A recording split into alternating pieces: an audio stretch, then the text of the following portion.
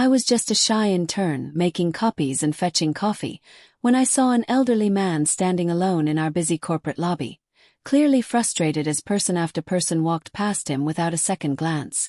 When I realized he was deaf and trying to communicate, I approached him and signed a simple, "Hello, can I help you?" I had no idea the CEO of the company was watching from the mezzanine above. Before we dive in, I'm curious. Have you ever learned a skill to help someone you love? Tell me about it in the comments below. And don't forget to subscribe for more inspiring stories like this one. Now let me take you back to that life-changing Tuesday morning. 6 months ago, I was the most invisible person at Meridian Communications. At 22, I was a junior marketing intern who spent her days making photocopies, organizing supply closets, and trying to blend into the background of one of Chicago's most prestigious advertising agencies. I was the kind of person who ate lunch alone at her desk, who took the stairs instead of the elevator to avoid small talk, and who had never spoken up in a meeting. Not once. I hadn't always been this way. In high school I'd been confident, outgoing, even popular. But college had been a series of small failures and rejections that chipped away at my self-esteem. By the time I graduated with my communications degree, I felt like a shadow of my former self. The internship at Meridian was supposed to be my fresh start, my chance to prove myself in the real world. Instead, it had become another place where I felt small and insignificant. The only thing that gave my life real meaning was my little brother, Danny. He was 8 years old and had been born deaf.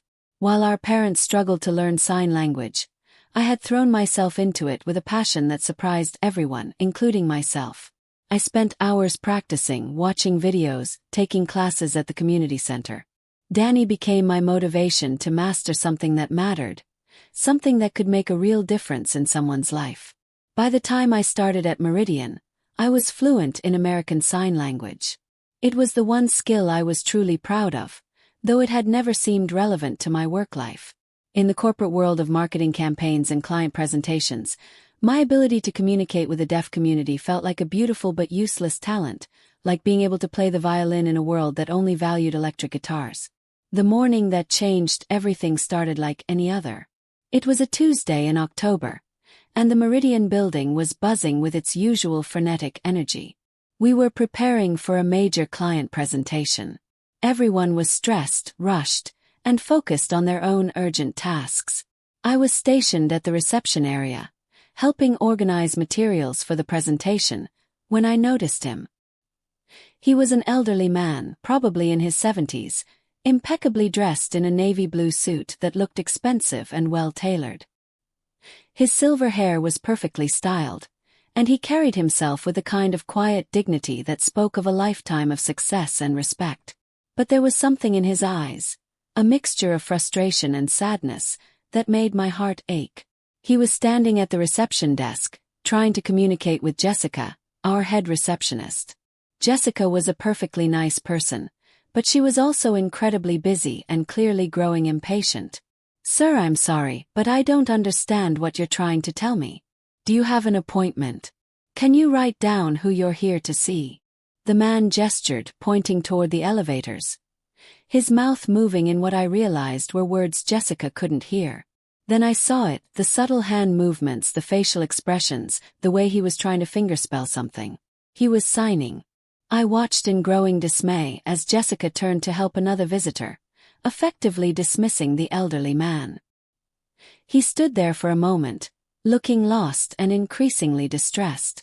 Other employees walked past him, account executives in expensive suits, creative directors with arms full of presentation boards, junior associates rushing to meetings. Not one of them stopped.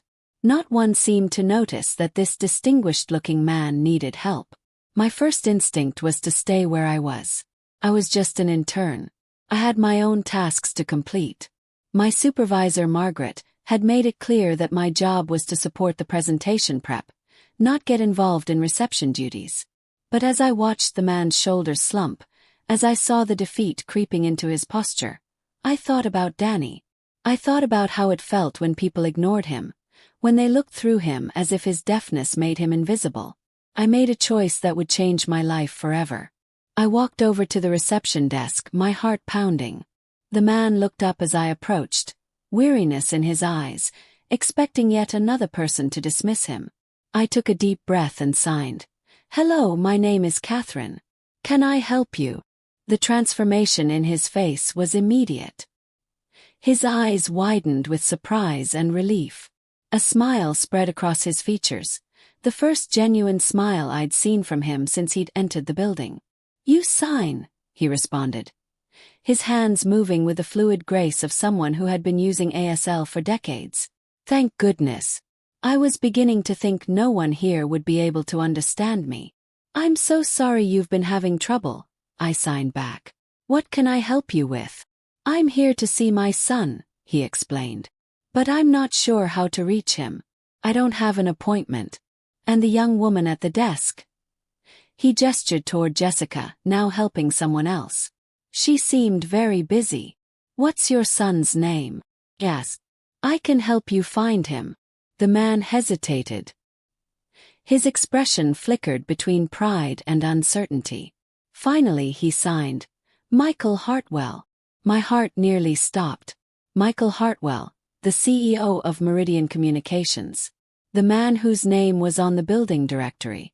The man whose corner office occupied the entire top floor. The man whose rare appearances in the common areas caused a ripple of nervous energy among the staff. "Mr. Hartwell is your son." I signed, trying to keep my shock hidden. "Yes," he confirmed. "I know he's very busy, but I was hoping. Well, I was in the neighborhood, and I thought perhaps I could see him for just a few minutes." I could see the vulnerability in his expression, the way he was trying to appear casual about what was clearly an important visit. This was a father who wanted to see his son. And I realized with a pang of sadness that he probably didn't feel entirely welcome in his own son's workplace. "Of course," I signed. "Let me see what I can do. Would you like to have a seat while I make some calls?" I guided him to the lobby seating area, making sure he had a clear view of me so we could continue communicating. I faced my first major challenge.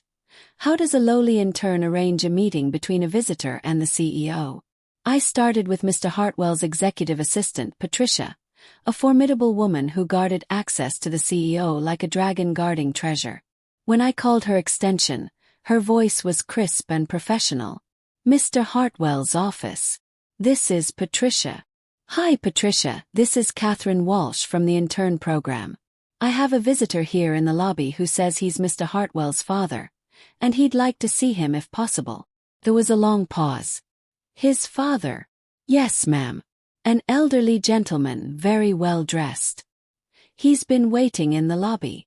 Another pause, longer this time. "I'll need to check with Mr. Hartwell. Can you have the visitor wait?" "Of course. Thank you." I hung up and returned to the man, Robert as he'd introduced himself, to let him know we were working on arranging the meeting. While we waited, we talked. Or rather, we signed. And I discovered Robert Hartwell was one of the most interesting people I'd ever met. He told me about his career as an architect, how he had designed several of the buildings that made up Chicago's skyline.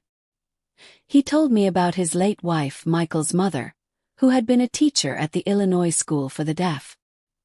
He told me about raising a hearing son as a deaf parent, and the pride he felt in Michael's success, even though they didn't see each other as often as he'd like. "He's always been driven," Robert signed, his expression a mixture of admiration and concern. Even as a child, he wanted to prove himself, to show the world that having a deaf father didn't hold him back. "I'm proud of what he's accomplished, but sometimes I worry he's forgotten how to slow down. How to just be." As we talked, I noticed employees glancing our way, some curious, others annoyed. Jessica fielded questions at the desk about why there was a sign language conversation happening in the lobby. 20 minutes passed. Then 30. Patricia called back. Mr. Hartwell was in back-to-back meetings and wouldn't be available for at least another hour. I saw the disappointment in Robert's eyes, though he tried to hide it. "Perhaps I should come back another time," he signed. "I don't want to be a bother." "You're not a bother," I assured him. "Would you like to wait a little longer? I could show you around the building if you'd like. We have some beautiful artwork on the upper floors." His face lit up. I would love that. I haven't seen where Michael works. And so began what would later be described as the most unauthorized building tour in Meridian Communications history. Robert was particularly interested in this area, asking questions about the decision-making processes and the leadership structure of the company. Michael built all of this, he signed, looking around the elegant executive suite with its polished wood paneling and original artwork. He did, I confirmed. The company has grown tremendously under his leadership. Everyone here has a lot of respect for him. Robert nodded, but I could see something wistful in his expression. I'm proud of him, he signed. I just wish. What do you wish? Asked gently. I wish I knew him better as an adult. When he was young we were very close. But as he got older, especially after his mother died, he seemed to feel like he needed to take care of everything himself. He stopped asking for help, stopped sharing his problems with me. I think he thought my deafness made me fragile, that he needed to protect me from his worries. My heart ached for both of them. Robert, who clearly loved his son deeply but felt shut out of his life, and Michael, who had probably been trying to be strong and independent but had inadvertently created distance between them. It was nearly 3 p.m. when we finally returned to the lobby. Robert's scheduled meeting time had long passed, and I could see that he was beginning to accept he wouldn't be seeing his son today. Thank you, Kathryn, he signed, his hands moving with sincere gratitude. This has been wonderful. I feel like I understand Michael's world so much better now, and I've enjoyed getting to know you. You remind me of my late wife. She had the same kind heart, the same way of making people feel seen and valued. It's been my pleasure, I signed back, and I meant it. Despite the anxiety I felt about neglecting my work duties, the afternoon had been one of the most meaningful I'd experienced since starting at Meridian. As Robert prepared to leave, I saw Margaret approaching from across the lobby. My supervisor's face was a mask of barely controlled anger, and I knew I was about to face the consequences of my choices. Kathryn, Margaret said, her voice sharp enough to cut glass. I need to speak with you now. I turned to Robert to explain that I had to go, but before I could sign anything, a voice behind me said, Actually, Margaret, I need to speak with Miss Walsh first. I turned around and found myself face to face with Michael Hartwell himself. He was tall, probably in his early 50s, with the same intelligent eyes as his father and an air of quiet authority that made it clear why he was so successful. But there was something else in his expression, something that looked like emotion carefully held in check. Mr. Hartwell, Margaret stammered, clearly as surprised as I was. I was just about to discuss Ms. Walsh's absence from her assigned duties today. She was supposed to be helping my father, Michael said quietly, his eyes never leaving my face. Which, from what I observed, she did beautifully. The lobby seemed to go quiet around us. Margaret's mouth opened and closed without sound.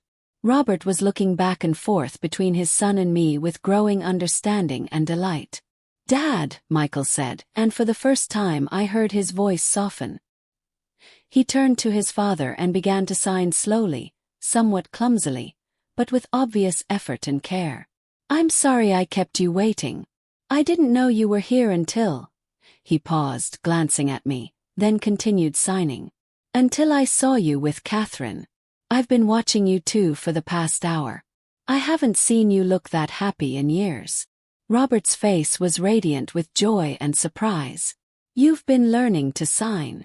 I've been trying, Michael admitted, his hands moving more confidently now. I should have done it years ago. I should have made more effort to communicate with you in your language, instead of always expecting you to adapt to mine. Father and son embraced then, right there in the middle of the busy lobby, and I felt tears spring to my eyes. Around us, the usual bustle of the office had slowed as people stopped to watch this unexpected reunion. When they separated, Michael turned back to me.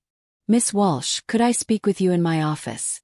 There are some things I'd like to discuss. My heart was pounding as I followed Michael Hartwell to the elevator, with Robert walking beside us. Margaret had disappeared, probably to process what had just happened and figure out how to handle the fact that her intern had just been personally requested by the CEO. The executive elevator was silent except for the soft hum of machinery. I kept glancing at Robert, who was practically glowing with happiness, and at Michael, whose expression was unreadable but intense. Michael's office was everything I had imagined and more.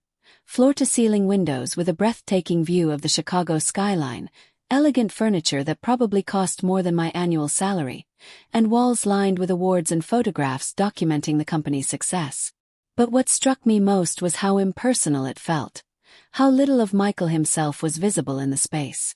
"Please sit," Michael said, gesturing to the chairs in front of his desk. Robert and I sat down, and Michael took the chair next to his father rather than behind his desk, a small gesture that somehow made the conversation feel more personal. "Miss Walsh," Michael began, "I owe you an apology and an explanation." I looked at him in confusion. "An apology, sir? I'm the one who should be apologizing. I know I was supposed to be working on the presentation materials, and instead He held up a hand to stop me. "You did exactly what you should have done, what I wish more of my employees would do." He paused, looking at his father with an expression that was equal parts love and regret. "My father has visited this office exactly 3 times in the 10 years since I became CEO. Each time he's been treated like an inconvenience, a disruption to the important work happening here. Each time I've watched from a distance as my own employees, people I pay, people who represent my company, have made him feel unwelcome in his own son's workplace." Robert reached over and touched his son's arm, signing something I couldn't quite catch. Michael nodded and continued. "Today was different. Today, I watched a 22-year-old intern abandon her assigned duties to spend 3 hours making my father feel valued, respected, and included. I watched her translate conversations, facilitate connections, and treat him not as a burden or an obstacle, but as an honored guest." His voice grew thick with emotion. "I watched her give him something I haven't given him in years, the feeling that he belongs in my world. I felt tears welling up in my eyes. Mr. Hartwell, I have a younger brother who's deaf, and I know how it feels when people ignore him or treat him like he's invisible. I couldn't stand to see that happen to your father. And that," he said, "is exactly why I need to talk to you about your future here." My heart sank. This was it, the gentle letdown before the termination. "I understand if you need to let me go," I said quietly. "I know I didn't do my assigned work today." Michael looked genuinely surprised. "Let you go? Miss Walsh, I want to offer you a job. A real job, not an internship." I stared at him, certain I'd misheard. "I'm sorry, what?" What I witnessed today showed me something that's been missing from this company. A genuine commitment to inclusion and accessibility. We talk about diversity and inclusion in our mission statement. We have policies in our employee handbook. But we don't live it. We don't embody it. I want to change that, and I want you to help me do it." Robert was beaming, signing rapidly to his son. Michael smiled and signed back, then turned to me. "I'm creating a new position, Director of Accessibility and Inclusion. It would be your job to ensure that Meridian Communications is truly accessible to everyone, employees, clients, and visitors. You'd develop training programs, create policies, and serve as an advocate for people who might otherwise be overlooked or excluded. You'd report directly to me." Felt dizzy. "Mr. Hartwell, I'm just an intern. I don't have experience in human resources or policy development. I don't even have my degree yet. I'm still finishing my last semester." "You have something more valuable than experience," he said. "You have empathy. You have the ability to see people as individuals rather than inconveniences. And you have a skill set that could transform how this company operates." He paused. "The position would come with a substantial salary, full benefits, and the authority to implement real change. You'd report directly to me." I looked at Robert, who was practically vibrating with excitement, then back to Michael. I don't know what to say." "Say you'll think about it," Michael suggested. "Take the weekend. But I hope you'll say yes. This company needs someone like you. I need someone like you." The rest of the meeting was a blur. Details about the position, discussions of salary and benefits that made my head spin, and planning for the cultural changes that would need to happen throughout the organization. By the time I left Michael's office, my entire life had been turned upside down. Robert hugged me goodbye, signing his thanks over and over again. "You've given me my son back," he told me. "And you've given him something he didn't even know he was missing." Michael walked us to the elevator, and as the doors were closing, he said, "Kathryn, thank you for seeing him, for seeing what was important." I went home that night and called my parents, then Danny, trying to explain what had happened. Danny was the most excited of all. "You're going to help other deaf people at work," he signed when I video called him. "That's so cool. You're going to be like a superhero for people like me." His enthusiasm was infectious. And by Monday morning, I knew what my answer would be. I started my new position the following week. My first task was to conduct an accessibility audit of the entire building and all company policies. What I found was both disappointing and motivating. Meridian Communications, like many companies, had been operating with good intentions but little actual understanding of what inclusion really meant. Over the next 6 months, I implemented sweeping changes. We installed visual alert systems throughout the building. We brought in ASL interpreters for all company meetings and events. We created accessibility guidelines for all marketing materials and client presentations. Most importantly, we instituted mandatory inclusion training for all employees, starting with the executive team. The training sessions were eye-opening for everyone involved. I brought in speakers from the deaf community, including Robert, who shared his experiences and helped employees understand the impact of their actions, or inactions. I taught basic sign language classes during lunch hours and was amazed by how many people were eager to learn. Margaret, my former supervisor, was one of my most enthusiastic students. "I keep thinking about that day," she told me after one of our training sessions. "I was so focused on the presentation, on the tasks that seemed urgent, that I completely missed what was actually important. I don't want to make that mistake again." The changes weren't just about accessibility for the deaf community. We expanded our efforts to include accommodations for employees and visitors with mobility challenges, visual impairments, and other disabilities. We partnered with local organizations to ensure our hiring practices were truly inclusive. We even redesigned our website and marketing materials to be more accessible. But the most meaningful change was cultural. The company that had once been focused solely on efficiency and productivity began to value empathy and inclusion as core business principles. Employees started looking out for each other in ways they never had before. The lobby that had once been a place where visitors like Robert were ignored became a welcoming space where everyone was treated with dignity and respect. 6 months after that life-changing Tuesday, Meridian Communications won a national award for workplace inclusion. At the ceremony, Michael asked me to accept the award on behalf of the company. "This recognition belongs to everyone at Meridian who embraced change and chose to see inclusion not as a burden but as an opportunity to become better," I said in my acceptance speech. "But mostly, it belongs to a wise man who taught me that the most important business skill isn't knowing how to close a deal or manage a budget. It's knowing how to see the humanity in every person you encounter." In the audience, Robert was beaming with pride, signing his applause. Next to him, Michael was smiling too, and I could see the relationship between father and son had been transformed.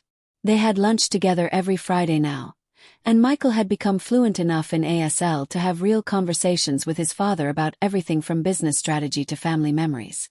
The shy intern who had once felt invisible had found her voice by helping others find theirs. And in the process, I learned that sometimes the most powerful thing you can do is simply notice someone who's being overlooked, and choose to see them, really see them, as the valuable human being they are.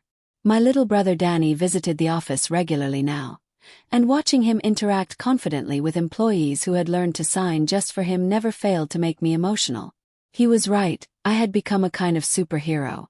Not the cape-wearing kind, but the kind that fights for a world where everyone belongs, where everyone is seen, where everyone matters. The best part was that it had all started with a simple hello, signed to a lonely man in a busy lobby. Sometimes the smallest gestures create the biggest changes. Sometimes all it takes is one person willing to stop, to notice, to care. And sometimes, when you're brave enough to reach out to someone who's been overlooked, you discover that you're not just changing their world. You're changing your own.